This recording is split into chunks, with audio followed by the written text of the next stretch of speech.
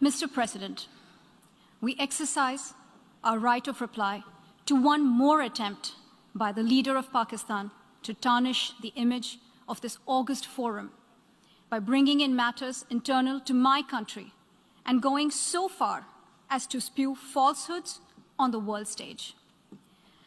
While such statements deserve our collective contempt and sympathy for the mindset of the person who utters falsehood repeatedly, I am taking the floor to set the record straight. Regrettably, this is not the first time the leader of Pakistan has misused platforms provided by the UN to propagate false and malicious propaganda against my country, and seeking in vain to divert the world's attention from the sad state of his country, where terrorists enjoy free pass while the lives of ordinary people, especially those belonging to the minority communities, are turned upside down. Mr. President, member states are aware that Pakistan has an established history and policy of harboring, aiding, and actively supporting terrorists. This is a country which has been globally recognized as one openly supporting, training, financing, and arming terrorists as a matter of state policy. It holds the ignoble record of hosting the largest number of terrorists proscribed by the UN Security Council. Mr. President, we marked the solemn occasion of the 20th anniversary of the 9/11 terror attacks just a few days back. The world has not forgotten that the mastermind behind that dastardly event, Osama bin Laden, got shelter in Pakistan. Pakistan leadership continues to glorify him as a martyr. Regrettably, even today, we heard the leader of Pakistan trying to justify acts of terror. Such defense of terrorism is unacceptable in the modern world. We keep hearing that Pakistan is a victim of terrorism. This is the country which is an arsonist disguising itself as a firefighter. Pakistan nurtures terrorists in their backyard in the hope that they will only harm their neighbors.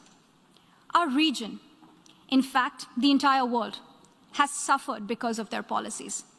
On the other hand, they are trying to cover up sectarian violence in their country as acts of terror. Mr. President, this is also the country that still holds the despicable record in our region of having executed a religious and cultural genocide against the people of what is now Bangladesh. As we mark the 50th anniversary this year of that horrid event in history, there is not even an acknowledgement, much less accountability. Today, the minorities of Pakistan, the Sikhs, the Hindus, the Christians, live in constant fear and state-sponsored suppression of their rights. This is a regime where anti-Semitism is normalized by its leadership and even justified. Dissenting voices are muzzled daily, and enforced disappearances and extrajudicial killings are well documented.